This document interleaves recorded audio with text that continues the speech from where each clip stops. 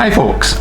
Now, Outlander fan Jocelyn Creed had messaged me and was telling me that during a trip to Scotland she had visited the Neolithic Stone Age village of Skara Brae in the Orkney Islands, and that she would like to know more about it. So I mentioned to Jocelyn that, you know, as I've said previously, I had really hoped this spring, summer, I would have been out and about videoing a lot for you. And Orkney had been on my list as one of the places I wanted to go.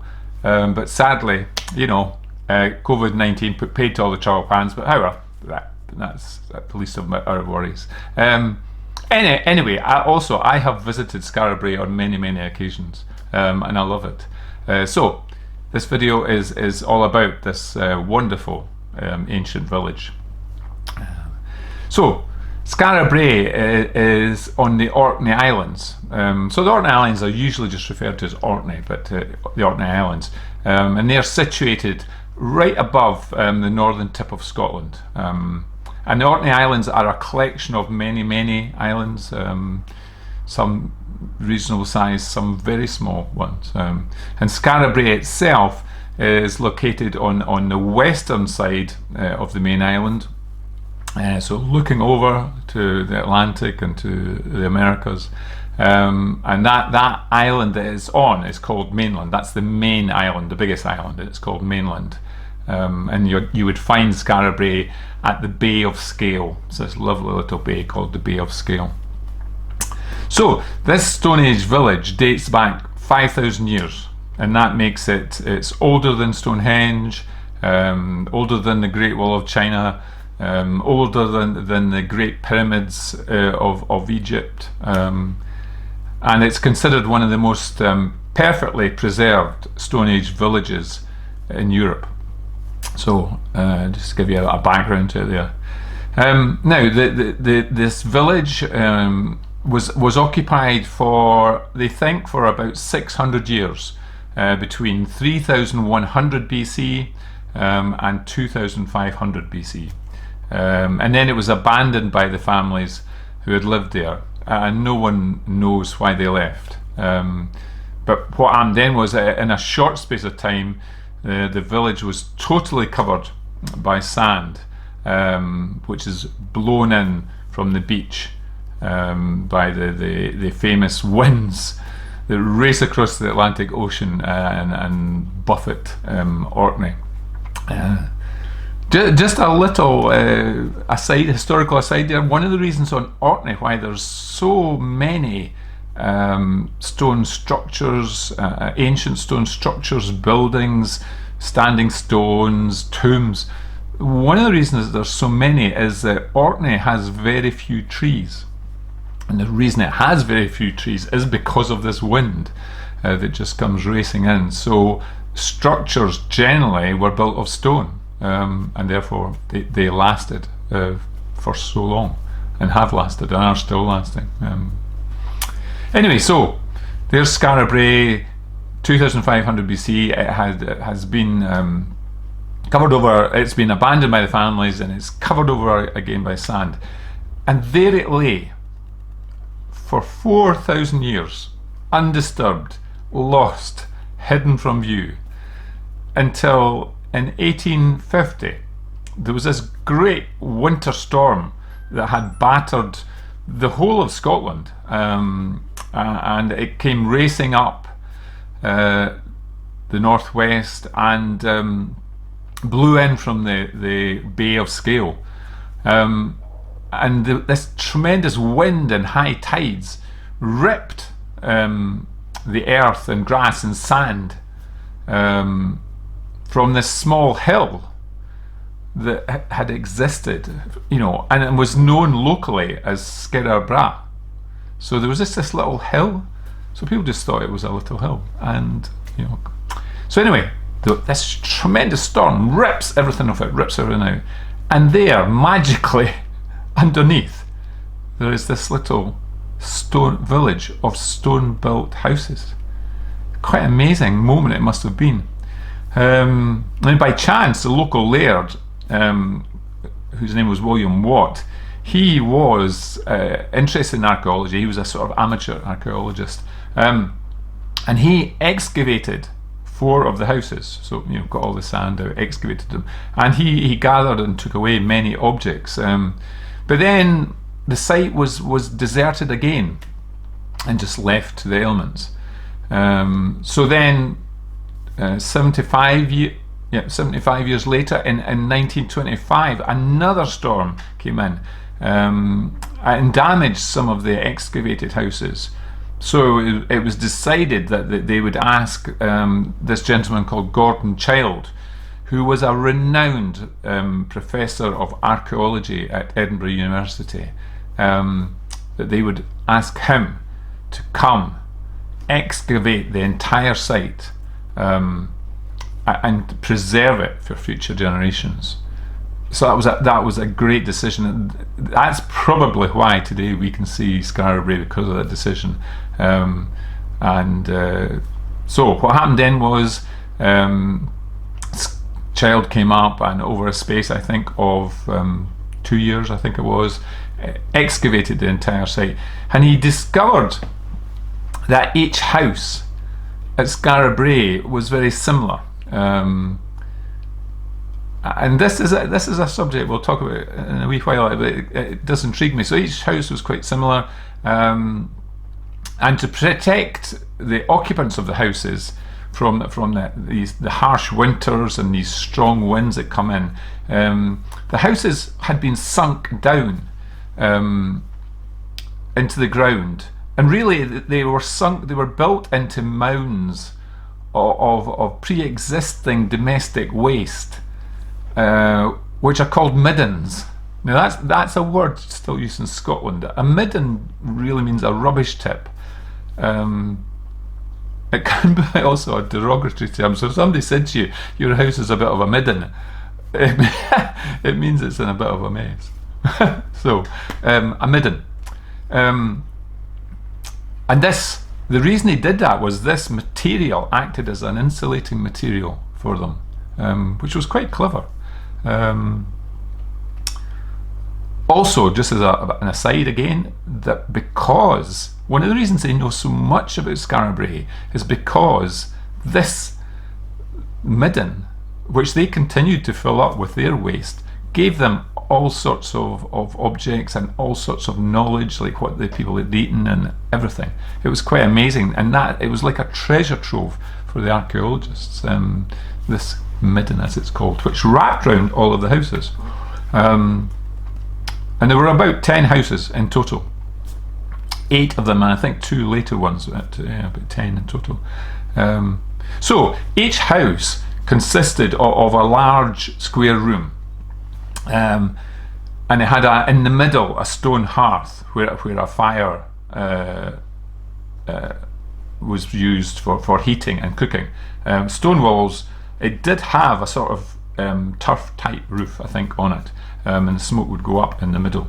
And right opposite the main entrance, a stone dresser stood, so right opposite the door. And the feeling of the archaeologists was that this would be the first thing that somebody would see as they came in, and it was probably therefore used for the storing and display of probably the occupants' most valuable and prized and possessions, the things that they probably wanted, I suppose you might say, to show off to people or anything like that, important things that they wanted to keep. And there are 2 beds in each of the houses set against the walls, so that as you come in, the dresser is right opposite, and then there's a bed to the left and a bed to the right. And the funny thing here is, and it's another very interesting point, the larger bed is always on the right side, and the smaller one is on the left. And they discovered that in the Outer Hebrides, which are the islands to the west of Scotland, right up until the early 20th century, in Outer Hebrides they used to have these houses called black houses, which I'll do a video about in the future because it's fascinating. But in the Outer Hebrides, this same custom existed, that a larger bed, which was for the husband, sorry about this, ladies, the larger bed was for the husbands, and it's placed on the right, and the smaller bed was for the wife, and it was placed on the left. So apologies for that sexist remark, but there you go. Hey, the husband got the bigger bed. So in Skara Brae, additionally, what they had in the rooms was they had stone storage boxes set in the floor, and again they tended to be beside the smaller bed, i.e. the female bed. The stone boxes tended to be there, and then they had storage spaces in the walls. So the way they had built it, they made a storage space, almost like a little cupboard, in the walls, in the stone walls, which was quite clever. So I thought all of that was very cleverly thought through, if you know what I mean. This showed, you know, a lot of ingenuity, I thought, in how they had organised this. The houses were all linked by a passageway. So if you were to go and see it, you'll see it. This passageway still exists. It links them all, and it had originally, it doesn't have it now, but originally it had a stone slab roof, so that would protect them from the elements, so they could go from house to house. And each house had a door that could be secured by a bar, some form of bar, which I think was made of horn. May have been made of timber, because they did have some timber, but not very much. But I think they must have, I think I remember rightly, they found a bone thing that would secure the door, so the occupants, the families, could have privacy if they wanted to. Now, 5,000 years ago, when this village, you know, was the residence for these families, and they think there would be about 50 people living there, maybe more, but the general view, from reading about it, seems to be roughly about 50 people. So a reasonable sized community. But 5,000 years ago, Orkney was much further, Skara Brae was much further from the coast than it is now. So if you were to go and visit it now, it's right next to the coast. But then it was a bit further inland, and it was surrounded by very fertile land. And also, Orkney then was a couple of degrees warmer than it is now. And what that meant was deer and wild boar roamed about, and wild berries grew, herbs grew, there were lochs of fresh water nearby,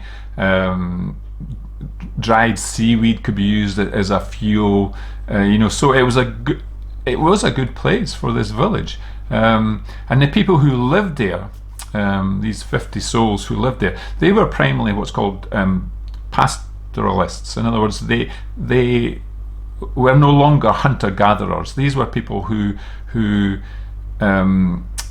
farmed. They grew primarily barley and wheat, and they also raised cattle and sheep. However, from remains that discovered, again probably in the Midden, they know that they also ate seafood. So they were catching fish. They also would catch seabirds and eat them, and also eat their eggs. So they had, I think, you know, quite a varied diet. You know, as I said, there was quite a wide range of food available to them at that time in Orkney. They also were able to craft things and make things. So again, it showed they had enough time, for instance, but the intelligence and the ability. So again, they know from things that were found that they made items out of stone and a lot of items out of bone. They made, you know, tools they carved tools from bone and also from stone. They made clay pottery, so that they were able to make vases and jugs and pots from clay. They had needles, they had buttons, pendants, and they also made a lot of unusual stone objects that they're not quite sure what they were. So one of the really interesting things I find about this was that, as I said, they estimate there was about 50 people there, maybe a bit more, obviously would flex around and everything like that. But they're pretty sure that because the houses were all quite similar in layout and content and things like that, that they think that the people all lived what was a very close communal life with similar status. And I'm not saying, well, I don't think they would know that they all lived in harmony, but it seemed to be this sort of lovely little community, as it were. And also they weren't, don't think for a minute that they were just like, cut off completely from society. They weren't. They know from artifacts that they've uncovered that they used hematite, and it is only found on one other island in Orkney. So in other words, they know just from that fact alone that they had contact with other people on other islands. So either they were able to go to the other islands, or the people who were on the other islands came to them. But obviously there was contact. There was regular contact, for the 600 years that they were there. So it wasn't as if this was an isolated community, not in any way, shape, or form. They were part of this much wider Orkney civilization, you might say, peoples who were living there. So again, for those of you that have maybe been to Orkney, or you might have read about this, there are the most amazing standing stones on Orkney. Phenomenal. And the biggest collection of them, and the most famous, is the standing stones at the Ring of Brodgar, which is a wonderful monument. And so we have to assume that the residents of Skara Brae, which it's not that far away from the Ring of Brodgar, used these standing stones, and perhaps even helped construct them, because they date from that same time. So to me, it's quite amazing that here we have 5,000 years ago, before all those things I mentioned, before the Great Wall of China, before Stonehenge and these mighty pyramids were built, we had up in Orkney, way up the top of Scotland, we had a civilization there that, on the evidence, shows that they were very competent.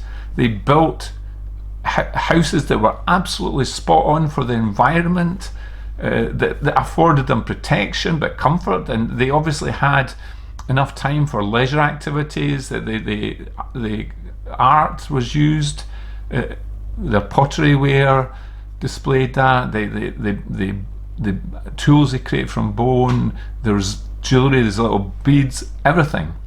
So here was, what you might call quite a sophisticated society 5,000 years ago, on these collection of islands off the north coast of Scotland. Quite amazing. And I remember the first time I went there, I was completely overwhelmed by it all, and being able to see it and read about it, and you can see lots of the artifacts in the nearby museum. So it is quite phenomenal. As I mentioned before, why these peoples left Skara Brae is not known. There are many theories, and to be honest, I don't want to go into them because some of them are quite wild and wacky. But I think everybody generally says they don't actually know why the people left. However, what is known, and I think this could be an important factor, and is probably quite an important factor for us to consider in our day and age, is that what they know is that around about 2500 BC, when Skara Brae was abandoned, around about that time, the climate changed and it became much colder and wetter. And that's why I said to you earlier, that it was about 2 degrees warmer then. They could grow crops there that they cannot grow now. And there's a feeling that this change in climate forced them to move, and the settlement was just abandoned. And I personally think, although I have no evidence to prove this obviously, but I personally think that the climate change must have been an important factor, because this life they had where crops could grow and an abundance of animals and fish and berries and fruit and everything like that, certainly would not exist today. 2 degrees doesn't sound much, but it can have a huge impact on crops. Anyway, who knows? What they do know is that within a couple of decades, not a long time, within a couple of decades, the winds had covered it all over with sand, and there, undisturbed by the passage of time, Skara Brae, I think this wonderful example of early man's ingenuity and knowledge and skill, it just lay for 4,000 years until that amazing storm in 1850 uncovered this gem. Well, I hope you enjoyed that little historical insight into Skara Brae. As ever, if you do like it, please share it with your friends if you could, because I'm always keen that as many people as possible can get access to this knowledge about Scotland. I hope everybody's well and safe as ever, and until we meet again, I just want to wish you all the best from Scotland.